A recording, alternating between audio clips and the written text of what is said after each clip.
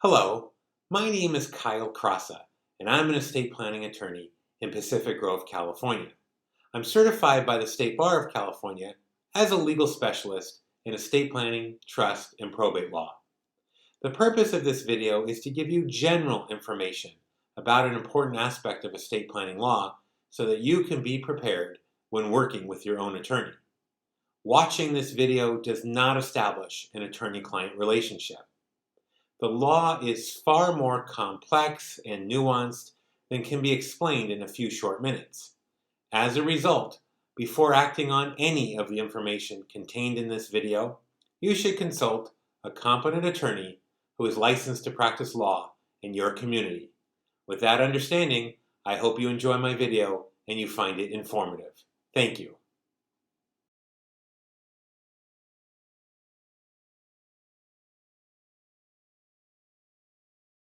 A good comprehensive estate plan will include 3 key documents that will name someone who will be able to manage your property either during your incapacity or upon your death.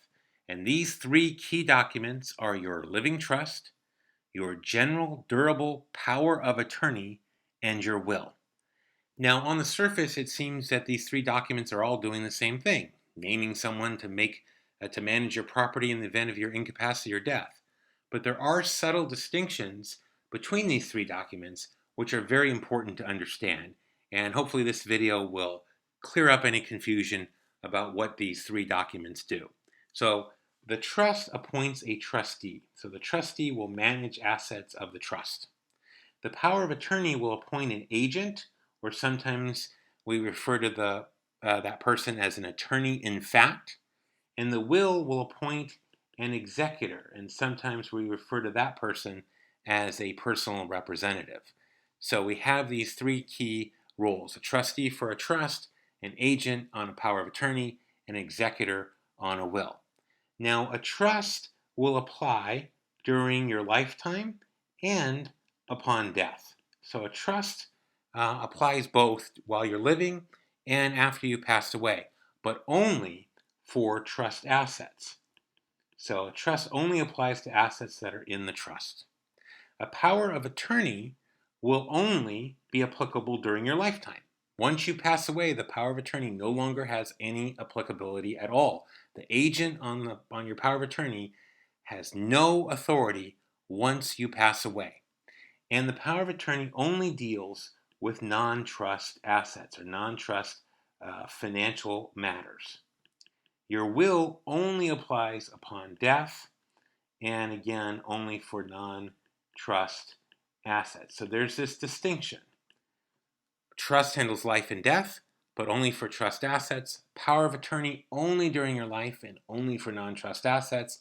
A will only upon your death and only for non-trust assets. So taken together, all 3 of these documents can work together. So let's kind of flesh this out a little bit and provide some examples or some demonstrations of how this might work.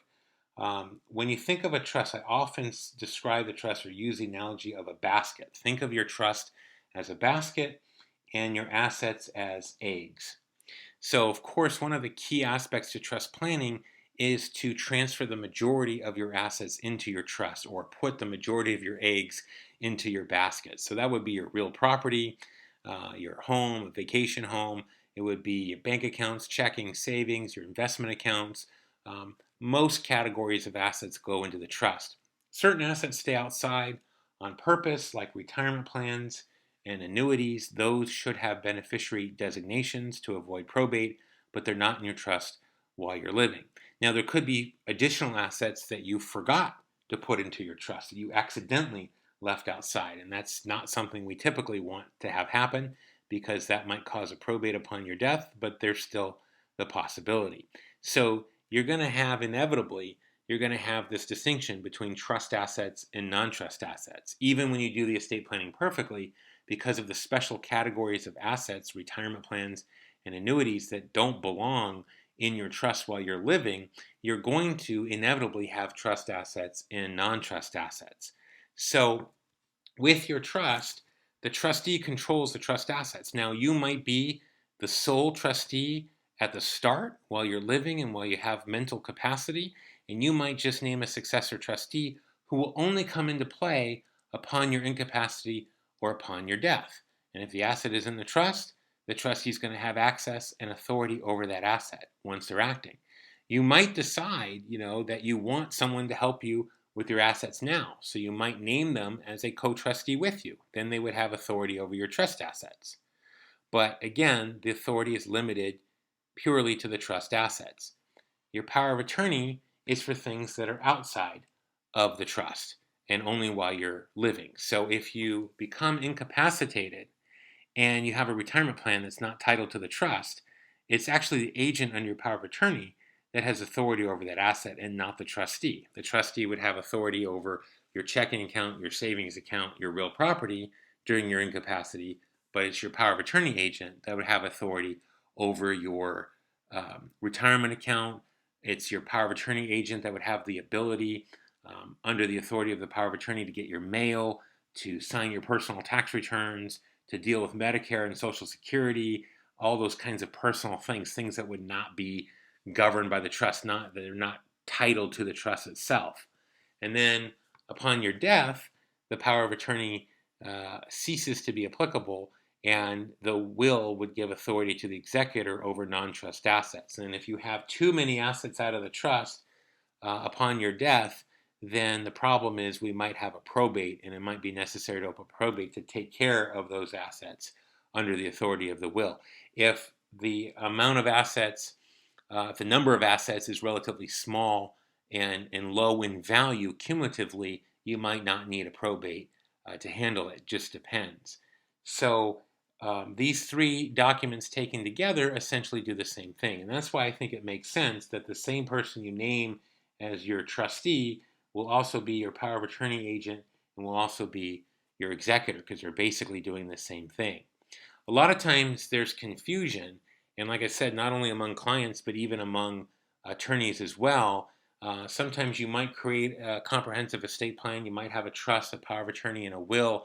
And when you created the documents, you decided, I only want someone to have control over my assets only if I lose capacity or pass away. So you only name the trustee as a successor trustee. Maybe you're the current trustee alone, and you're the only one that can act for the trust. And only if you lose capacity do you have your trusted friend or family member or professional as a successor trustee for you. And you might do the same thing with a power of attorney. You can have an immediate power of attorney, which gives the agent immediate control even if you still have capacity. Or you might have a springing power of attorney, which only gives your agent control over your non-trust assets in the event of your incapacity. And sometimes you might start by having a springing power of attorney and a trust that only has a successor trustee. And then you reach a point where, even though you still have capacity, you would like to have that family member or that trusted friend or a professional help you write checks, help you manage your assets. And so sometimes clients only focus on the power of attorney, and they go to the trouble of converting their power of attorney, doing a new one instead of having a springing power of attorney that only is effective upon incapacity.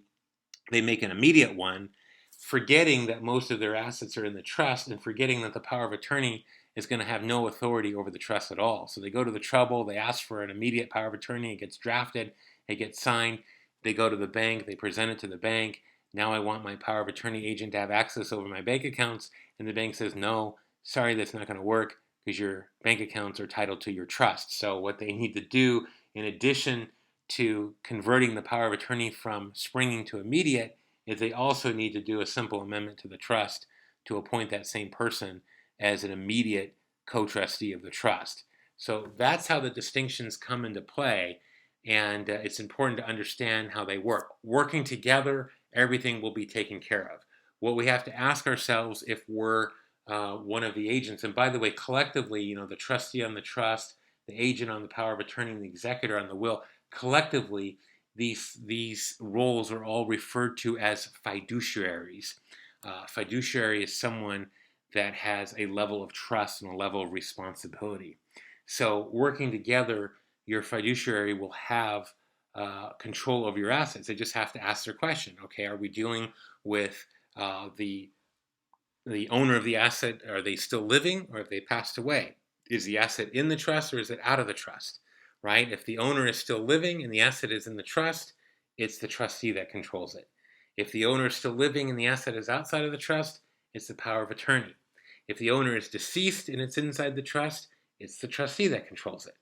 If the owner is deceased and the asset is outside of the trust, it's the executor that controls it. So hopefully this gives you a pretty good overview of the difference between a trust, a power of attorney, and a will, and how these three different fiduciaries, the trustee, the agent, the executor, all have their different separate and distinct roles, and why it's probably a good idea to have the same people in these same three roles because it's essentially the same job. I hope you enjoyed watching my video. As I mentioned at the beginning, this is not intended to be a substitute for proper legal counsel. Before acting on any of the information contained in this video, you should consult a competent attorney who is licensed to practice law in your community. Thank you.